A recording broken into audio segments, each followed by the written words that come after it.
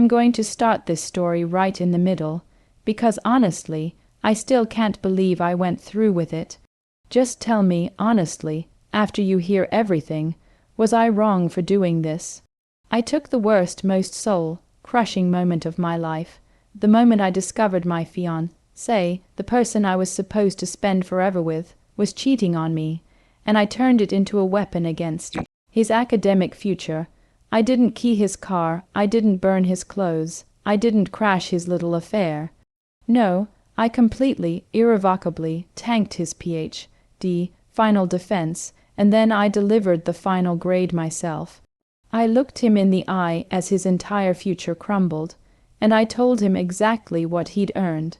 He begged, he cried, he said it was just one mistake, but I just kept thinking, was one mistake worth destroying the last 3 years of my life? Was it worth the betrayal? I need you to listen to the entire story, from the day we met until that fateful moment in the lecture hall, and then you tell me, would you have given the cheater an F? My story with Liam started like a lot of great, messy love stories do, in a dusty, over-caffeinated university library. We were both graduate students, him in the ultra-competitive, hyper-intellectual world of astrophysics, and me in the notoriously demanding, all-consuming field of sociology. He was brilliant, the kind of genius who could explain the theory of relativity while making a terrible cup of instant coffee. And he was charming too, with that messy, perpetually tired look that somehow worked perfectly on him. I was, frankly, completely smitten. We were the perfect academic power couple. We didn't do clubbing or late-night parties. We did late-night study sessions fueled by cheap pizza and the adrenaline rush of approaching deadlines. We understood the grind. We understood the sacrifice. We understood that everything we did was building towards a massive, beautiful future where we'd both be doctor. And our biggest problem would be deciding which prestigious university we wanted to accept an offer from.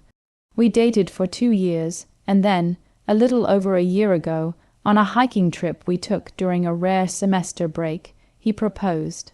It was perfect. The ring was simple, and the setting sun cast this warm, orange glow over the mountains, and I said yes without a second of hesitation. We were on top of the world. We started planning the wedding almost immediately, a small, intimate affair planned for the summer, right after he was due to defend his dissertation. That dissertation, by the way, became the absolute center of our universe. See, Liam was finishing up his Ph.D. It was the final stretch. The dissertation was written, approved, and all that was left was the final oral defense, often referred to as the viva, or the final grade. It's the culmination of years of work, and failure at this stage is almost unheard of, but the pressure is immense. His committee was chaired by the most revered, and frankly, the most terrifying, professor in the department, Dr. Eleanor Vance. Dr. Vance was a living legend in astrophysics, an absolute titan in the field, and she did not suffer fools. She was also, by a twist of academic fate, a good friend and former mentor of my own graduate advisor. Because of this connection, and because I had a minor in a related statistical methodology, Dr. Vance had occasionally used me as a sort of informal statistical consultant for some of the more complex data analysis Liam's thesis required. It was innocent enough. I was just helping my fiancé succeed. I spent hundreds of hours in those final months not just working on my own dissertation, but also cleaning, analyzing, and even rewriting entire sections of Liam's methodology chapter to make sure it was absolutely airtight for Dr. Vance. I was his secret weapon, his behind-the-scenes hero. I did it all out of love, out of a fierce desire to see him succeed and finally get that title he worked so hard for. I literally poured my own professional expertise, the specialized knowledge I had spent my student years acquiring, into making sure his final presentation was flawless. The signs, looking back, were subtle, almost too subtle to catch, and I dismissed every single one of them. He was suddenly short with me when I asked about his progress. He started staying in the lab until 3 or 4 in the morning, claiming the data analysis was hitting a snag, the very data analysis I had already practically finished for him. He stopped wearing his wedding band. He said it was bothering him when he typed. I bought it. I was so blinded by love and our shared vision of the future that I refused to see the cracks. I was his ride-ord. Remember, he was stressed, and I was going to be the rock he leaned on. The bomb dropped exactly 2 weeks before his final defense date.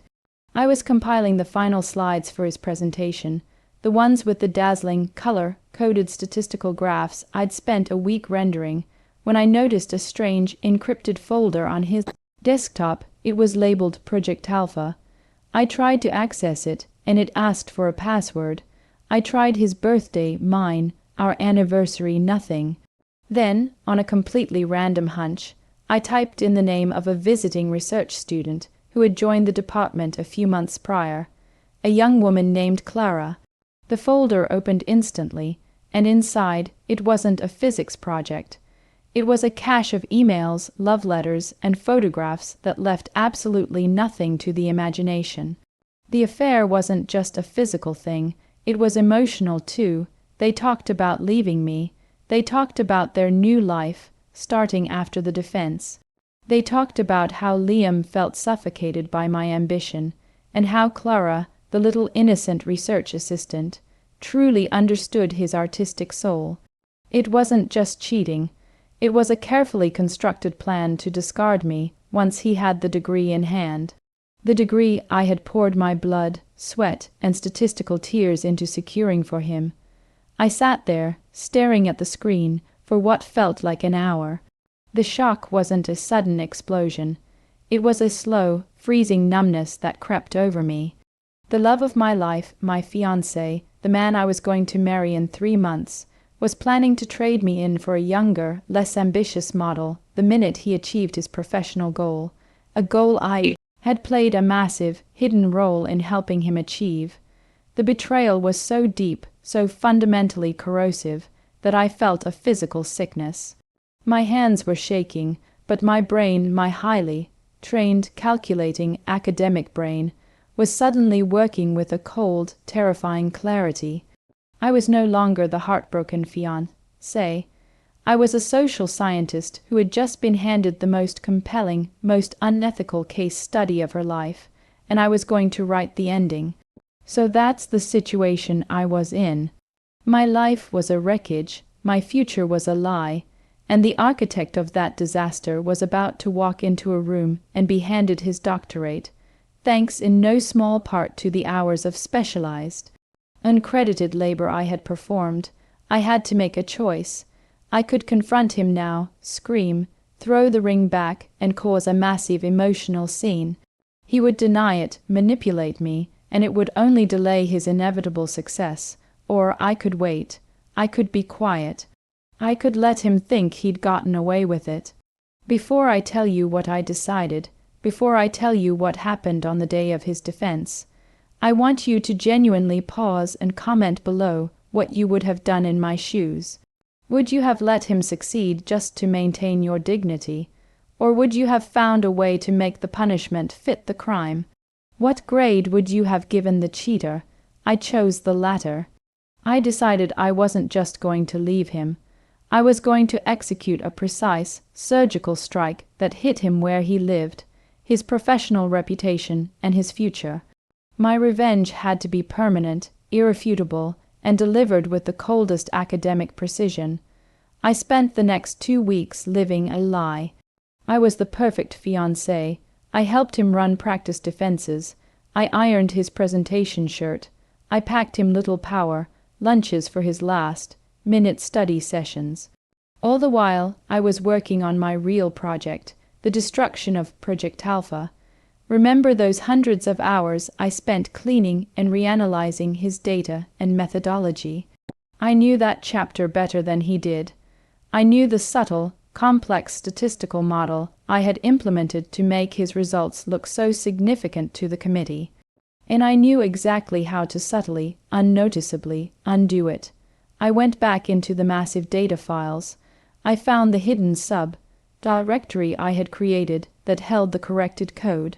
And over the course of 3 nights, while he was supposedly working late with Clara, I made 2 tiny, insignificant-looking changes to the master statistical script.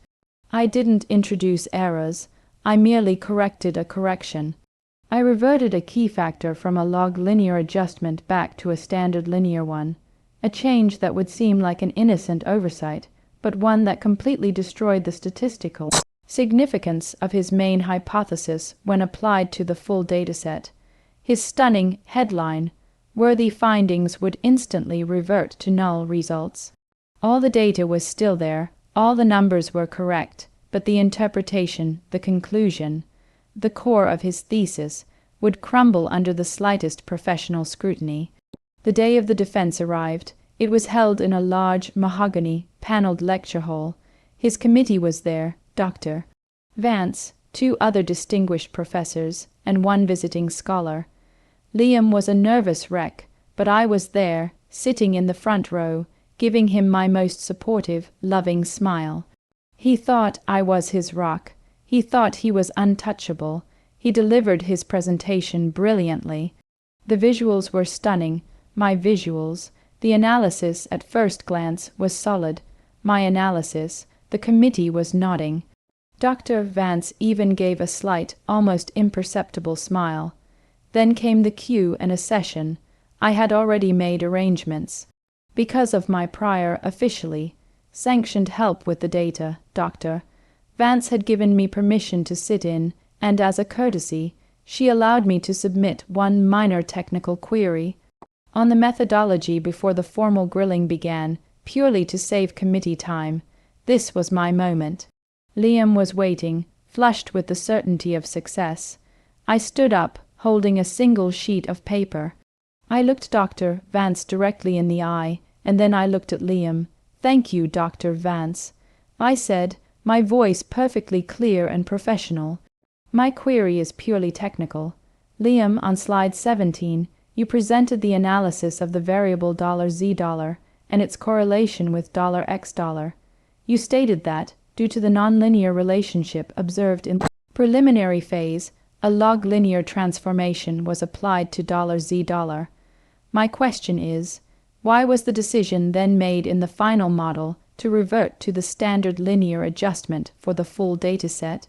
As detailed in the appendix on page 214, my preliminary work indicated that this change would cause the p-value for the primary hypothesis test to rise from $P0, $0.5 to $P\approx0, $18, rendering the null hypothesis statistically non-rejectable.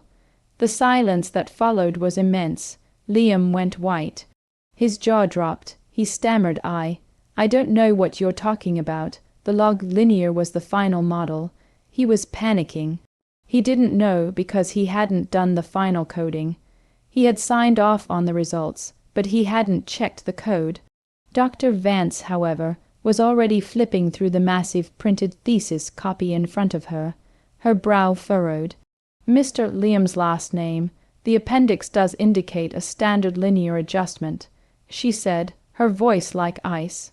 "Could you explain the methodological reasoning for this change, and how it impacts the significance of your results?" Liam was trapped. He couldn't admit he hadn't done the analysis himself. He couldn't explain the decision because I had put that decision there an hour before the print deadline. A change so small he'd never have noticed it. He started sweating. "It must be a typo, Dr. Vance. I assure you the correct model was run." Dr. Vance just nodded, but the damage was done.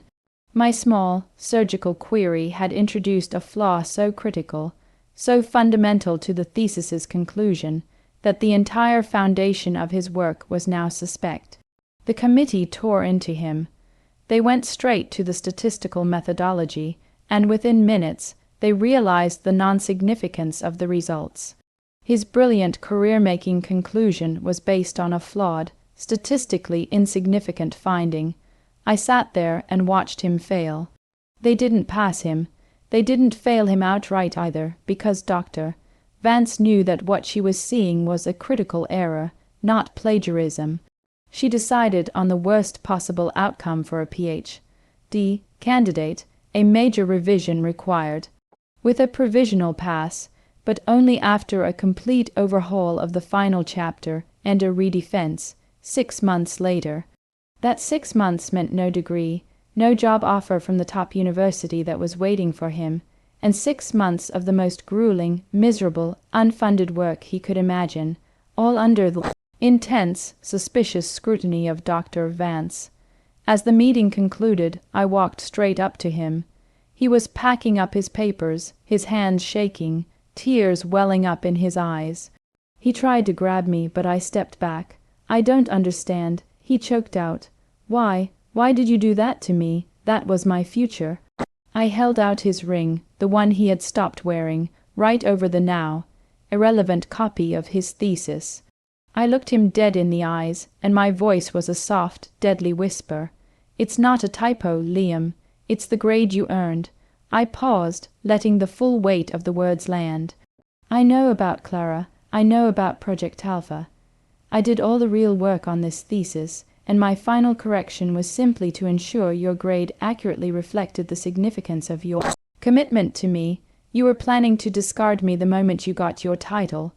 Well, you'll have to wait a little longer for that title, and when you finally get it, you can share it with Clara.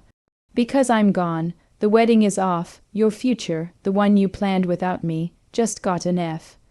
I walked out of that lecture hall and never looked back. The aftermath was everything I'd hoped for. He was devastated, not just by the failure, but by the realization that I had known everything and had executed my revenge so perfectly. Clara dropped him 2 weeks later. She wasn't interested in a 6-month delay and a boyfriend drowning in the existential misery of a failed Ph.D. defense. Dr. Vance never spoke to me about it, but a few months later, my advisor let slip that Dr. Vance had quietly offered me a part-time research position with her, stating I had an extraordinary eye for methodological detail. I took the job. I finished my own dissertation with the renewed focus of a woman who had nothing left to lose and everything to prove. As for Liam, he's still technically in the program, still struggling to fix the flaw I introduced. He's a cautionary tale now, the brilliant student who fell apart at the finish line due to a critical methodological oversight. No one knows the real story, except you now. So I got my revenge, I got my freedom, and I got a great new career opportunity out of the whole mess. I don't regret it. I lost a fiancé, but I saved myself from a lifetime of lies, and I used my intellect to fight back against the deepest betrayal I've ever known. I gave the cheater an F, and honestly, he deserved worse. Tell me, was I justified in using my academic knowledge as the ultimate weapon of revenge? Like this video if you were on my side, and think I gave him exactly what he deserved. Subscribe right now for more true, intense, and shocking stories just like this one. And make sure you share your final thoughts on this whole mess in the comments section below. I'll see you all in the next story.